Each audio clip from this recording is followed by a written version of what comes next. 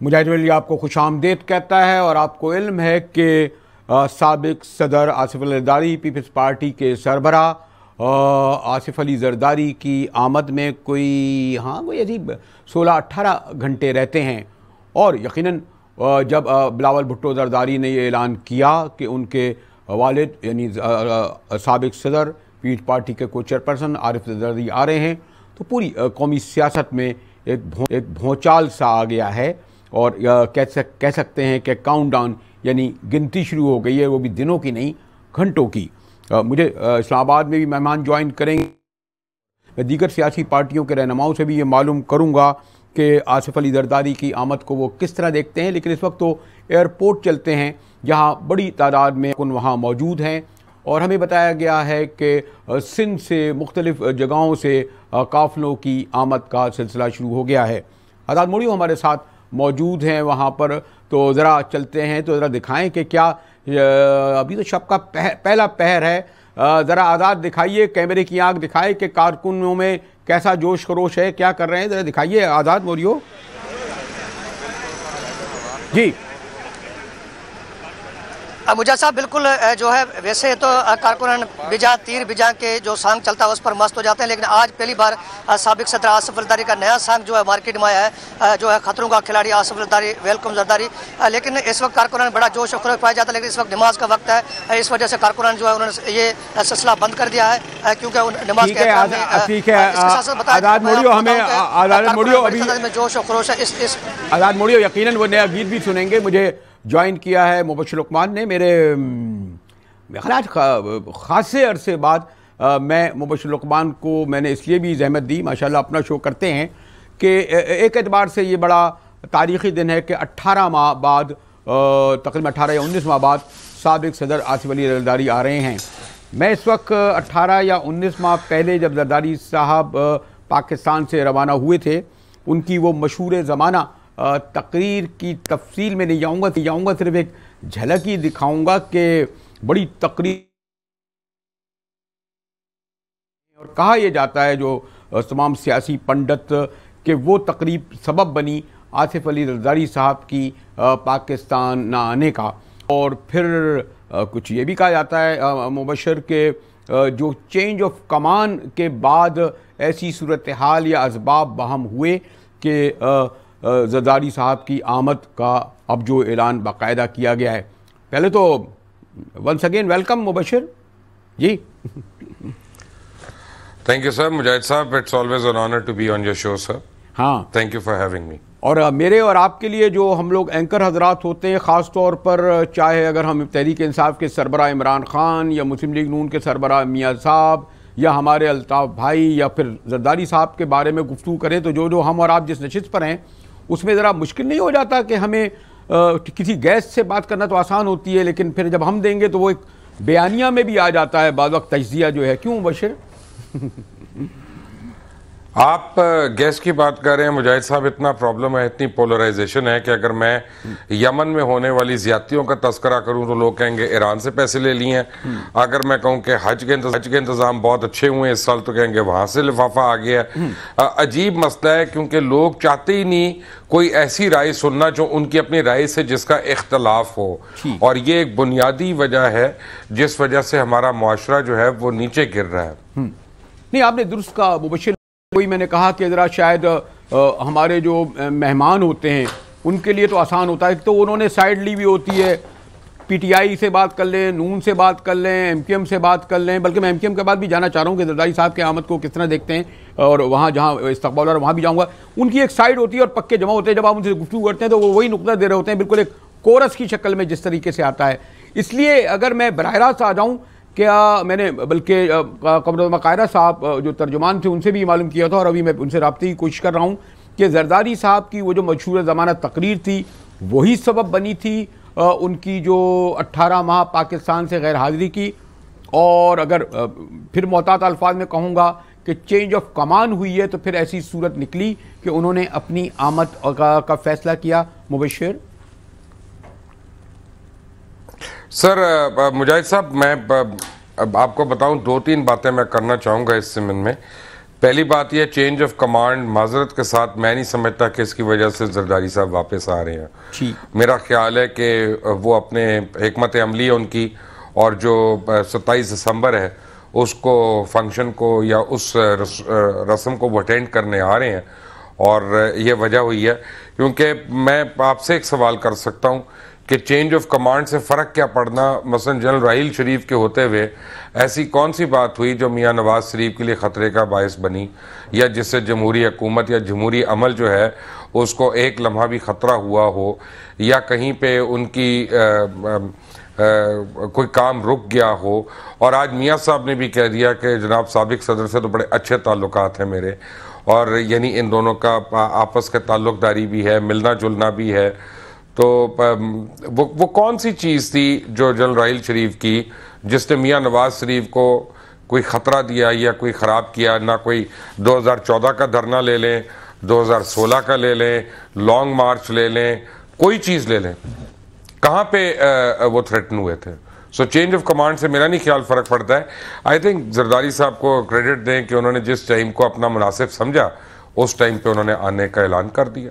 नहीं, वो तो यानी बिल्कुल बात है। और जब मैंने कहा ना कि उनकी पार्टी के लोग यही कहते हैं कि असल बात तो इंस्टीट्यूशन की थी, अगर वो उनकी वो तकरीर, लेकिन बहरहाल एक यानी जो कोई और जवाज़ या सबब नहीं मिलता। क्योंकि अगर आप कह रहे हैं कि 27 दिसंबर को उन्हें आना था, तो पिछली 27 दिसंबर भी आई थी, उस वक्त भी वो नहीं आए थे, और उससे और भी बहुत सारे अहम दिन आए थे। आपको याद है कि आप भी उनसे मिले थे? जी, मैं भी उनको मिला था अभी कुछ अर्सा पहले लंदन सितंबर में। जी, आखिरी। और जेन्युइनली उनकी तबीयत जो है वहाँ पे ख़राब थी, और he was not well. But having said that, मुझे एक बात बताएं कि क्या लोग वाकई ये समझते हैं कि मसलन मिलिट्री इस्टेब्लिशमेंट का, खुल के मैं बात कर लेता हूँ, उनका को फ़र्द वाहिद से प्रॉब्लम होता है? नो। या एक आदमी के जाने से क्या फौज की पॉलिसीज में चेंज आ जाती है? नो। जनरल राहील शरीफ चले गए, जो मर्जी कमांडर इन चीफ हों, उनका जो पाकिस्तान के दुश्मन हैं जैसे इंडिया है, या जो कोर इश्यूज हैं कश्मीर है, या कोई भी, उन इश्यूज पे तो इंस्टीट्यूशंस का स्टांस जो है वही रहता है, वो तो नहीं तब्दील होता। तो अगर फर्ज करें इंस्टीट्यूशनल स्टांस हो कोई जरदारी साहब के ऊपर, तो फिर तो वो वापस नहीं आ सकते थे। तो मेरा नहीं ख्याल कि कोई we need to look deep into it. मुझे तो आप ज़रा और लोगों को तो मैं आसानी से चैलेंज कर सकता हूँ, लेकिन ज़रा आपको ज़रा सा मुझे थोड़ा सा गुरेज हो रहा है, क्योंकि मेरा ख्याल है कि मैं कह सकता हूँ नहीं जी मैं ज़्यादा सीनियर हूँ, ज़्यादा नजर। और मीडिया और अदलिया में लोग प्रेजुडिस होते हैं। अब हमारी बदकिस्मती से फ़ौज में भी ये एक परसेप्शन आया। यानी बहरहाल जनरल परवेज़ मुशर्रफ जो थे वो एक इंडिविजुअल थे, अपनी आदत अतवार में, अपने उठने बैठने में, अपनी तकरीर में, अपने स्टाइल में। हाँ, देखूंगा, मुझे याद है जब हम लोग जब अकबर बुकटी वाला सानिया हुआ तो 8-10 एंकर उनके गिर्द जमा थे। उन्होंने कहा मैं अकबर बुकटी को छोड़ूंगा नहीं। मैंने नहीं देखा कि कोई आर्मी के सरबरा हो और सदर हो वो बराह रास्त नाम लेके कहे इसने मेरे बंदे गिराए, मैं इसको जाके मारूंगा। और भी बहुत सारी चीज़ों पर मुशर्रफ एक अलग नज़र आते थे। फिर जब देखें अभी मैं अगर आपको दूंगा, उस मौजू से निकल जाऊंगा, जब उसामा बिन लादेन का जो बात हुई है बड़बाद कमीशन की, तो जनरल कदवाई गालिबन और जनरल परवेज़ कियानी साहब और फिर इमरान खान साहब के हवाले से भी जनरलों के जिस नाम आए, तो सॉरी मुबशिर, मैं थोड़ा सा आपसे इख्तलाफ करूंगा कि बहरहाल जो पोलराइजेशन है या कंट्रडिक्शन है, वो आप ये नहीं कह सकते कि बिल्कुल हमारे ये इंस्टीट्यूशन बचा हुआ है। उसमें बात जनरलों की ख्वाहिशें होती हैं और हैं कि जनाब वो रहें, और वो रहे। इसमें कोई दो राय नहीं है। 10 साल अयूब खान रहा, 10 साल ज़िया रहा, 10 साल मुशर्रफ रहा। जी, ना सिर्फ आप सीनियर हैं बल्कि आप ज़्यादा बसीरत वाले हैं, और मैं इतराफ़ कर रहा हूँ इसका। आपका मुतालिया भी मेरे से ज़्यादा है और आपका मुशाहिदा भी मुझसे ज़्यादा है। और अल्लाह ताला आपको हमेशा इसी तरह आबोताब के साथ कायम रखे। लेकिन मैं आपको एक बरेलवी साहब एक बात अर्ज़ करूँ, क्यों नहीं बाइस्ड होते हम लोग? हमारा मुआशरा बाइस्ड हो गया है। मैं बायस्ड हूँ, मैं अपनी लाइक्स और डिसलाइक्स से बायस्ड हूँ। जो मुझे पसंद होता है मुझे बहुत ज़्यादा पसंद होता है, जो मुझे नहीं पसंद होता वो फिर उसको बड़ा एफर्ट करना पड़ता है राइट साइड पे आने के लिए। मेरे जो देखने वाले हैं, जो मुझे पसंद करते हैं, वो मुझे बहुत प्यार करते हैं, दुआएं करते रहते हैं, सदके देते रहते हैं। और जो मुझे पसंद नहीं करते वो बेइंतहा मुझे अपना मुख्तलिफ एडजेक्टिव से हर जगह पे नवाजते भी रहते हैं।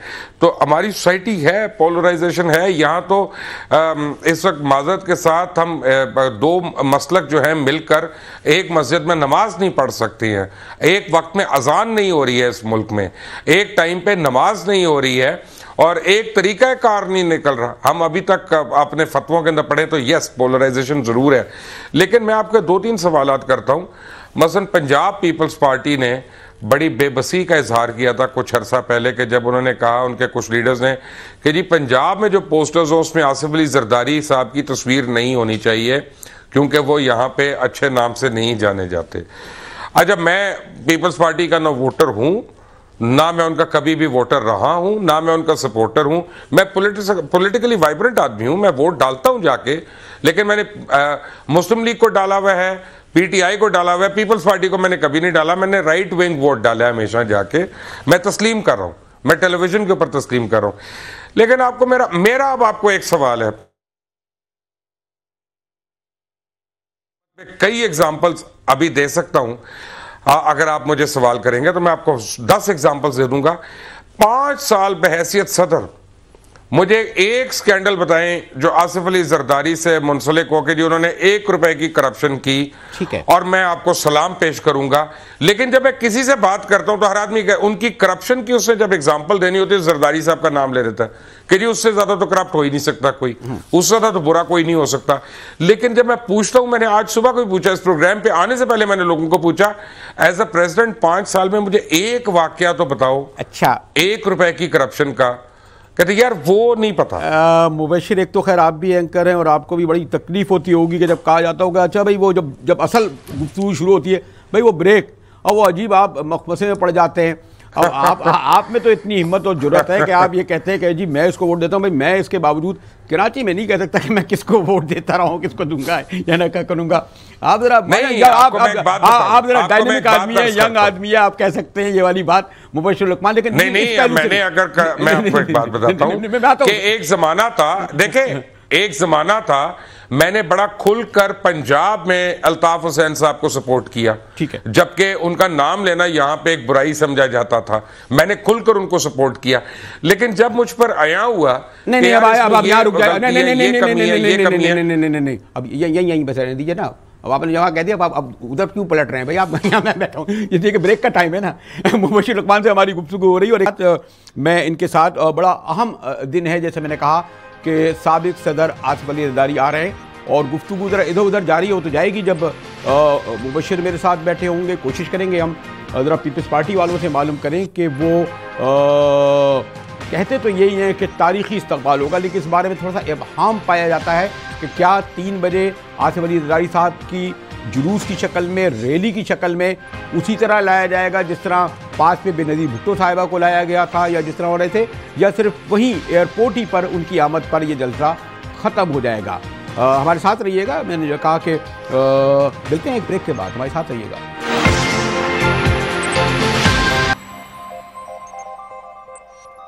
तुझे देखा तो जाना, तेरी जुर्रत को माना, तुझे देखा तो जाना, तेरी जुर्रत को माना, सब करते तुझे सलाम है, एक नहीं लखवारी। आसिफ अली जरदारी, आसिफ अली जरदारी, आसिफ अली जरदारी, वेलकम जरदारी। तुझे देखा तो जाना, तेरी जुर्रत 24 न्यूज़ पे एक बार फिर मुजाहिद बेलवी आपको खुशामदीद कहता है। और मैंने आपसे कहा कि अब दिन की नहीं घंटों की गिनती हो रही है, जिसे काउंटडाउन कहते हैं, कि आसिफ अली जरदारी साहब को कल शाम 3 बजे कराची पहुंचना है। लोग कहते हैं सियासत में मुआवजे भी होता है, लेकिन ये गालिबन मुआवजा नहीं होने जा रहा कि कोई ख़बर आ जाए कि वो नहीं आ रहा है। गालिबन वो आ रहे हैं और यकीनन आ रहे हैं। मुबशिर लुकमान मेरे साथ हैं और पीपल्स पार्टी के सीनियर रहनुमा नवीद कमर साहब हमें ज्वाइन करेंगे। मैं चाहता हूँ थोड़ी सी उन तक पहुँचने में मुझे प्रॉब्लम हो रही है। और इस वक्त तो आपको इल्म है कि पीपल्स पार्टी के तमाम सरकर्दा रहनुमाओं की पूरी जोश व खरोश से ये कोशिश होगी कि आसिफ अली ज़रदारी की आमद को एक तारीखी बनाया जाए कि बहरहाल 19 माह बाद आ रहे हैं। वैसे तो दुबई, लंदन वगैरह में मुलाकातें होती रहती हैं, तो नवीद कमर साहब के पास मैं आऊँगा, लेकिन मुबशिर क्विक एक तो बात यह है कि अब हम उसमें नहीं जाएंगे। ये जो आपके ख्याल में, अगर मैं आपसे एक सवाल करूँ कि आप नवाज शरीफ साहब के एक बयान को कोट भी कर रहे थे, ज़रदारी साहब के आने से सियासत में यकीनन एक भूचाल आया है और एक परसेप्शन या एक ख्याल ये है कि क्योंकि नवाज शरीफ साहब बहुत ज़्यादा दबाव में हैं, पनामा लीक के सबब भी, बहरहाल एक पीटीआई एक हकीकत है, उसने भी काफ़ी वक्त डाला हुआ है, वो कि आज काफ़ी पंजाब में जो रिज़ल्ट आए लोकल बॉडीज़ से उनके होंगे, तो क्या वो जो एक पास्ट का जो दोबारा कहते हैं लोग ज़िंदा हो चुका है, वो जो मायदा कि हम एक दूसरे को ये यहाँ नहीं आएंगे वो वहाँ नहीं आएंगे, तो जमहूरियत के लिए या अगर मैं कहूँ कि मियाँ साहब के लिए तक़वियत का बाइस बनेंगे हमारे साबिक सदर पीस पार्टी के रहनुमा ज़रदारी साहब। लेकिन जो उनके साहिबजादे का लहजा तो बहुत डायरेक्ट है और वो तो यार मोदी का और चोर जो बिलावल की ज़बान है, उससे ही तो डर के नवाज शरीफ साहब ने कहा है कि ज़रदारी साहब आप का मान ले लीजिए, क्योंकि उन्हें पता है कि ज़रदारी साहब ज़रा ज़बान के सिलसिले में एहतियात करते हैं और दोस्तों के दोस्त भी होते हैं। मुबशिर लुकमान सर, बात यह है कि बिलावल साहब जो है ना वो मशले राह होंगे, हरावल दस्ते के सिपह सलार होंगे, जो पंजाब में पीपल्स पार्टी को रिवाइव करने के लिए अगर उन्होंने रोल प्ले करना है, क्योंकि बिलावल जो हैं वो यूथ को अपील कर रहे हैं और ख़ास तौर पे उस यूथ को जो पीटीआई वगैरह और दीगर जमातों से अगर वो फ़र्ज़ करें किसी तरह दुखी हैं या कुछ हैं, तो उनको बिलावल जो है ना he is trying to reach out. उनके मीडियम्स भी यूथ वाले मीडियम्स हैं, ट्विटर है, फेसबुक है, सोशल मीडियम है और उस तरह की जुमलाबाजी है जो गवर्नमेंट को प्रेशराइज कर रही है। जबकि ज़रदारी साहब जो हैं वो अपने साथ एक्सपीरियंस और हिकमत अमली जो है वो पीपल्स पार्टी की सफ़ों में लेकर आएंगे।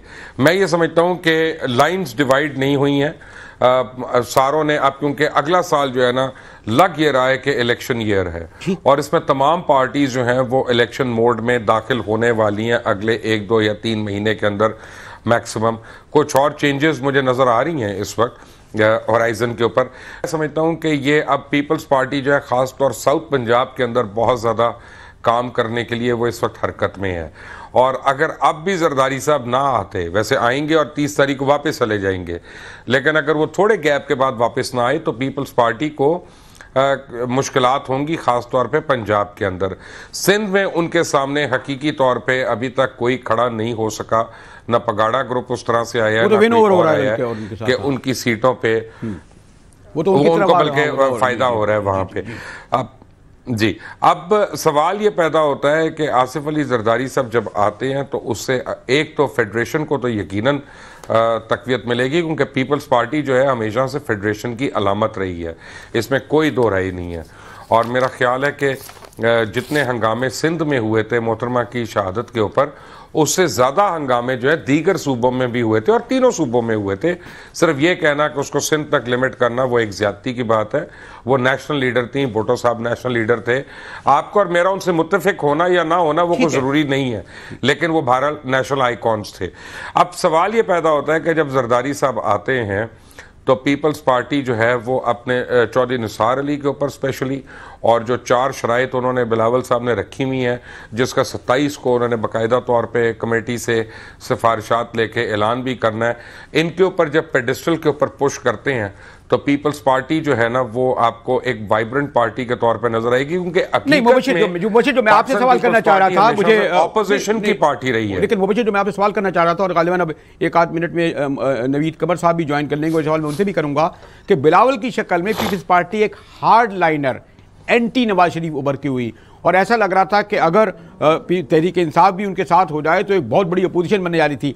लेकिन ज़रदारी साहब में जैसे आपने मेरे ख्याल कहा भी कि वो एक ज़ीरक सियासतदान हैं, सीनियर आदमी हैं, ज़बान बयान में ख्याल रखते हैं, वो कि अगर ज़बान तो उनकी बड़ी ज़ोरों में फिसली थी वो 19 माह पहले, और बड़ा खौफनाक उनकी तकरीर हुई थी। इसलिए मैं ये कह रहा हूँ कि आके वो जो बिलावल का यंग डायनेमिक एग्रेसिव स्टैंड था वो पीपल्स पार्टी की अब आवाज़ फ्यूचर में बनेगा, या ज़रदारी साहब का मुतवाज़न बैलेंस्ड सोच समझ कर के ताल्लुकात में भी इतना खिंचाव ना आए, ना इतनी कुर्बत आए। मुबशिर कोई तो फिर मैं नवीद कमर के पास जाऊं।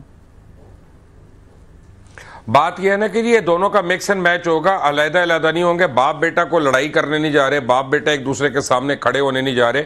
लेकिन जो बिलावल के जुमलों के ऊपर मैं आपको एक बात जरूर अर्ज करूंगा, बिलावल जो बात कर रहे हैं ना, वो बात कर रहे हैं यूथ की आवाज जो है। अगर आप सोशल मीडिया उठाकर देखते हैं तो हमारी जो यूथ है ना, जो सवालात कर रही है और जो इल्जामात लगा रही है नून लीग के ऊपर या मियां नवाज शरीफ के ऊपर, जिस तरह के, और अक्रॉस द बोर्ड, चाहे वो JUI के हों, चाहे वो जमात इस्लामी के हों, चाहे वो तहरीक इंसाफ के हों, चाहे वो MQM के हों, चाहे पाक सरजमीन के हों, ये सारे लोग जो है मियां नवाज शरीफ के ऊपर अपने एतराज़ात के ऊपर मुत्तफिक है। बिलावल यूथ को अपील कर रहे हैं, जो 64% पॉपुलेशन है इस मुल्क की। मेरा ख्याल है बिलावल जो है, उनकी कोशिश है कि पीपल्स पार्टी जो है उसको यूथ जो है उसे मजीद किसी तरह इंडक्ट की जाए। मुबशिर, अगर सॉरी आपसे गुफ्तगू जारी है, नवीद कमर साहब हमारे बड़े सीनियर और सीजन रहनुमा है, और आपको इल्म है जी, बिस्मिल्लाह जी, बहुत कम लोग हैं जिन्होंने पीपल्स पार्टी को नहीं छोड़ा और बिल्कुल बड़ा बड़ा कड़ा वक्त गुजारा इनकी और इनकी फैमिली ने। और नवीद ने मेरे ख्याल में हर इलेक्शन भी, चाहे मुझे नहीं याद कि कभी किसी दौर में हारे हो। सूबाई असम्बली के मेंबर पता नहीं कितनी बार बने, MNA कितनी बार बने, और ऐसे बहुत कम लोग हैं जो इतनी अपनी वाबस्तगी बना रहे हैं। नवीद, मैं मुबशिर लुकमान से ज़रा थोड़े आप तक ताख़ीर तक पहुँच रहा हूँ। 2 सवाल हमारे जहन में है, और अगर मुबशिर लुकमान मौजूद हो तो वैसे भी किसी और एंकर की ज़रूरत तो नहीं होती, लेकिन मैं तो खैर हूँ यहाँ पर क्योंकि मैं इस वक्त होस्ट कर रहा हूँ। वरना सवाल ये कि जरदारी साहब के बारे में 2 मैंने सवाल उठाए थे कि वो जो इस वक्त बिलावल बहुत हार्डलाइनर जा रहे थे एंटी नवाज शरीफ, उसकी क्या पॉलिसी में कोई चेंज आएगी? दूसरा ये ख्याल था कि जो 19 माह पहले तकरीर थी हमारे जरदारी साहब की, वो उनका सबब बनी जाने का, और शायद वो जो कमान में तब्दीली आई हो फिर वो सबब बनी उनके आने का। ये 2 मेरी ऑब्जर्वेशन है। नवीद ज़रा इस बारे में जी, नवीद कमर।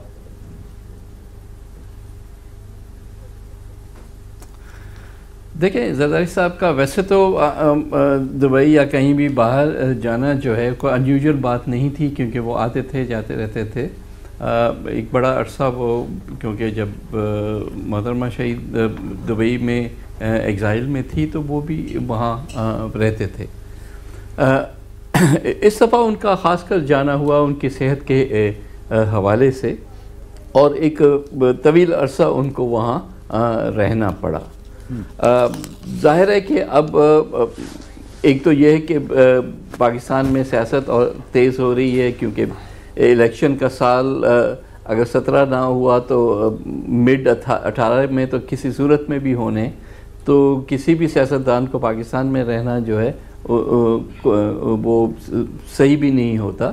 तो वो भी है, उनको क्लीन चिट भी मिली है डॉक्टर्स के तरफ से। सो मेरा ख्याल है कि ये दोनों चीज़ें जो हैं मिला के सबब बनी है कि उन्होंने ये टाइम अब चूज़ किया है पाकिस्तान आने का। जी मुबशिर, आप नवीद से इस बात से एग्री करते हैं कि सेहत ही सबब बनिया था उनके मुल्क से जाने का? देखिए, बात यह है कि मुझे एक बात बताएं कि वैसे एक ऑनेस्टली सवाल ये पैदा होता है कि जब भी पीपल्स पार्टी का ताल्लुक आता है या उसके रहनुमाओं की बात होती है तो हमेशा हम शक करते रहते हैं। हमेशा हम उनके ऊपर कोई ना कोई शक करते रहते हैं और कहते रहते हैं इसके अंदर कोई ना कोई सीक्रेट है। लेकिन जो है मियां नवाज शरीफ साहब बोस्निया गए हैं, अनअनाउंस गए हैं, उसके ऊपर कोई शक नहीं कर रहा कि पार्लियामेंट का सेशन अवॉइड करने गए हैं या वाकई कोई पाकिस्तान को फायदा दिलाने गए हैं। वो नून लीग के ऊपर कभी उस तरह के शक नहीं होते। जिस तरह की ऑपरेशंस पीपल्स पार्टी के ऊपर होते रहे हैं, जैसे डॉक्टर आसिम को गैर कानूनी तौर पे आप लोगों ने जेल में बंद किया हुआ है, 15 महीने से बंद किया हुआ है, हर किस्म की सहूलतें दे रहे हैं, वो पंजाब में आपने नहीं किया। जबकि हमने राना मशहूद साहब वगैरह की एक्चुअल वीडियोस मैंने दिखाई हैं, और मेरा चैलेंज है कि किसी दुनिया की लेबोरेटरी में लेके जाएं और चेक कराएं, फोरेंसिक रिपोर्ट लें कि वो सही है कि वो गलत है। हर जगह ऑपरेशन हुआ है, लेकिन पंजाबी तालिबान के ऊपर ऑपरेशन नहीं होता। दहशतगर्द पंजाब में दंदराते फिरते हैं, उनके ऊपर नहीं होता। हैव अ हार्ट, मेरा मतलब है कि पीपल्स पार्टी इस मुल्क की काफी बड़ी तादाद की अवाम की तर्जुमान भी है और लोगों की उससे जज्बाती। और बाय द वे, मैं बार बार कह रहा हूं मैं पीपल्स पार्टी का वोटर नहीं हूं। अच्छा, मैंने आज तक उनको वोट नहीं डाला, लेकिन मैं समझता हूं कि उनको हम विक्टिमाइज करते हैं। अब ये तासुर चेंज होना चाहिए। लोग हमें सड़क पे खड़ा करके कहते हैं जी ताड़ी मुर्गियों ने चुरा ली। अगर आप ये नहीं, अगर आप इस तरह नहीं करें तो मैं वैसे तो मुझे ब्रेक की जाना है, फिर मुझे नवीद कमर साहब से काफ़ी पीपल्स पार्टी को, नवीद कमर साहब को आपने बेल आउट कर दिया, मतलब तो समझ रहे थे कि मैं भी होऊंगा आप भी होंगे तो वो तो, लेकिन नवीद चले फिर मैं क्विक आपसे ये सवाल पूछता हूँ, तो आप ये कतई नहीं समझते कि 19 माह पहले जो जिस गिरज चमक से जरदारी साहब जो तकरीर की थी और जो हम लोग तवातुर से सुनाते रहे और जिसमें बड़ी वो सबब नहीं बना, एक तो आपने कह दिया। दूसरी बात ये, जैसे मैंने कहा कि बिलावल साहब का लहजा बहुत ही नवाज शरीफ के बारे में, मोदी का यार और पता नहीं क्या क्या, वो ज़बान वो बयान हम देखते हैं कि अब अगर कल वो आते हैं तो वो होगी ज़बान। और अब ये मसला होगा कि हम आइंदा जो फ्यूचर की पॉलिसी, खैर ये दुरुस्त कर रहे थे मुबशिर के बिलावल साहब को और हम जरदारी साहब को अलग अलग करके नहीं देखना चाहिए, हम कौन होते हैं वो तो अपनी पार्टी का इंटरनल मामला है। लेकिन अब मुझे कहा जा रहा है कि इस सवाल को अगर तफसील से जवाब लेना है तो आप ब्रेक की तरफ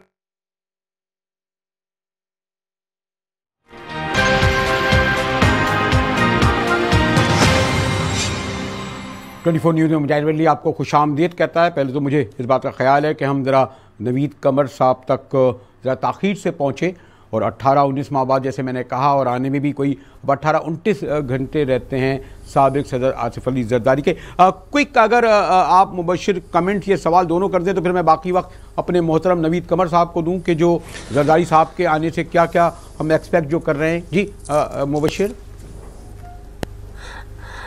नवीद कमर साहब, मेरा छोटा सा सवाल है कि आप लोग इतने बदनसीब क्यों हैं, क्योंकि पीपल्स पार्टी ना किसी आमिर ने बनाई, ना कभी वो बैकडोर से आई, और अगर पीपल्स पार्टी ना होती तो ये पार्लियामेंट अपनी मुद्दत नहीं पूरी कर सकती थी, फिर भी आप लोग रिसीविंग एंड पे क्यों होते हैं हमेशा?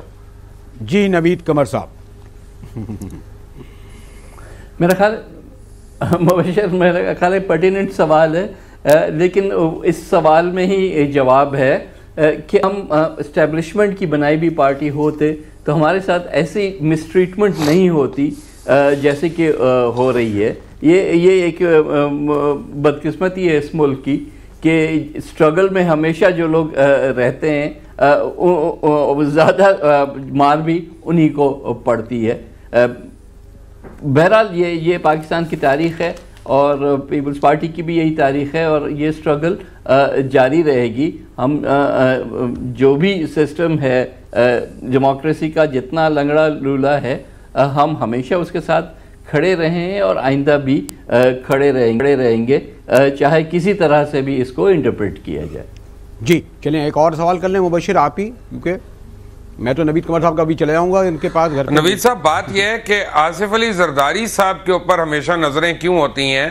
पैनमा में नाम किसी और का आ रहा है, स्टील मिल के ऊपर PIA में किसी और का नाम आ रहा है, दीगर चीज़ों में औरों का नाम आ रहा है, चाइना कॉरिडोर के अंदर किसी और का नाम आ रहा है, अस्पतालों के फंड कहीं और लग रहे हैं, पानी के फंड कहीं और लग रहे हैं, बदनाम सिर्फ आपकी हुकूमत क्यों हो रही है? अगर इसमें थोड़ा सा मैं सवाल ये भी कर दूं कि क्या इस बात का कोई इम्कान है नवीद कमर के बहरहाल सियासत में जरदारी साहब ने बड़ी सजाएं भुगती हैं, कोई ख़तरा या कोई क्लियरेंस वगैरह मिल गई? क्योंकि आसिफ जरदारी साहब आ रहे हैं, कोई मामूली शख्सियत नहीं है कि, और आमतौर पर कहा जाता है कि बैकडोर के ज़रिए ज़रूर कोई ना कोई पैगाम दे दिया जाता है, जो जिस इस्टेब्लिशमेंट की आप बात कर रहे थे नवीद कमर साहब मोहतरम। मेरा ख्याल है कि मुजाहिद ये दोनों सवाल एक ही सवाल है। अच्छा। कि क्योंकि सारा फोकस इस पे रहता है कि जरदारी साहब को और या पीपल्स पार्टी को या पीपल्स पार्टी के बाकी जो नुमाइंदगान हैं उन पे किस तरह से जो है ये कीचड़ उछाली जाए। चलो 100% नहीं, 50% नहीं, 10% तो लग ही जाएगी। अब एक शख्स है जो कि इस वक्त इतने बड़े स्कैंडल में पूरी कौम का फोकस बना हुआ है, जिसके ऊपर जायदादें बाहर बनाने की और उनको छुपाने की और उनको डिक्लेयर न करने की जो है इतना बड़ा चार्ज है जो कि अरबों में जाता है, लेकिन वो वहाँ से डिफ्लेक्ट होके बाद बार बार पीपल्स पार्टी पे क्यों आती है? मेरा ख्याल है कि यहाँ पे कुछ मेरा थोड़ा सा गिला आप दोस्तों से भी होगा कि जिस तरह से ख़ासकर जो मेन स्ट्रीम हमारी मीडिया है वो एक पर्टिकुलर लाइन आज से नहीं कई दहाइयों से ये लेती रही है, और शायद वो इस सारी चीज़ का वतीरा भी ये होगा। लेकिन जो लोग पाकिस्तान पीपल्स पार्टी के साथ रहे हैं, कभी पंजाब में भी इसी तरह से जैसे आज सिंध में आप देख रहे हैं, और कल इंशाल्लाह फिर इस तरह से होगा, क्योंकि एक हद तक तो आप लोगों को जो है वो you can fool some of the peoples all of the time or all of the people some of the time, but you can't fool all of the people all of the time. Propaganda के जो layers हैं उसके through अगर आप देखें तो फिर आज क्यों नहीं है ये? क्या है कि जो चीज़ मिस गवर्नेंस की आप बात करते हैं, मिस गवर्नेंस अगर इतनी बड़ी जो सेक्टर में आप देख लें, एविएशन में मुबशर ने बात की, आप एनर्जी में देख लें, आप बार बार इनके प्रोमिसेस ज़रूर होते हैं, बिजली जी पूरी हो जाएगी, नहीं तो नाम बदल देना, वो अभी तक तो वो पूरी नहीं हुई, टर्म पूरा हो जाएगा, गैस पूरी हो जाएगी, गैस का भी टर्म अब ख़त्म होने वाला है, गैस के भी शॉर्टेजेस जो हैं हर जगह आपको नजर आ रही। तो गवर्नेंस अपनी जगह, करप्शन अपनी जगह, लेकिन बात यह है कि बावेला जो है वो कहीं और है, इधर नहीं। दे दूं आपको, पता बड़ा जालिम होते हैं कैमरे के पीछे जो लोग होते हैं उन्होंने कि अभी तो मुबशिर तो ये कह रहे थे कि अभी आएंगे और 30 दिसंबर को वापस चले जाएंगे, लेकिन क्या हम समझें कि आप कह रहे हैं कि इलेक्शन करीब है और अब हम समझें कि आए ना, ठीक है दुबई लंदन को ऐसा मसला नहीं है, अब जब जरदारी साहब अब मुस्तकिल यहाँ पर डेरे डालेंगे, क्योंकि बहरहाल 2018 के इलेक्शन की धमक सुनाई दे रही है। सिंध तो आपका है ही, लेकिन असल मार्का तो आपको पता है ना पंजाब में होना है। नवीद कमर जी।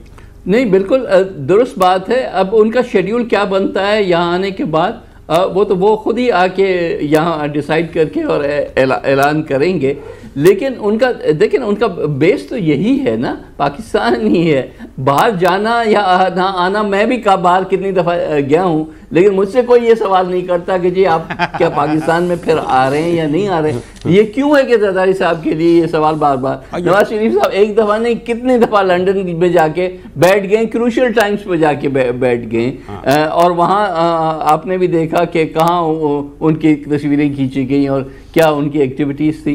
तो ये फिर वो जो बायस आता है थिंकिंग का, वो नजर आता है ना। हाँ, ये मुबशिर रुकमान से भी कोई नहीं पूछता क्यों इतने आते जाते रहते, और हम लोगों से भी कोई नहीं पूछता, आपने दुरुस्त कहा। और यकीनन एक सवाल मैंने जरूर पूछना है नवीद साहब से, अगर आप 1 मिनट की इजाजत दें। नहीं कह रहे 10 सेकंड है, क्या 10 सेकंड है? एक छोटा सा, चलिए एक 5 सेकंड का सवाल। और नहीं, आप 1 मिनट ले लें, आप सीनियर तरीन एंकर हैं, आपको मिल जाएंगे 2 मिनट और, फिक्र ना करें। नहीं मिलेंगे। नवीद कमर साहब क्विकली, क्या ये पीपल्स पार्टी की अंदर की लड़ाइयां नहीं है जिसकी सजा डॉक्टर आसिम को मिल रही है?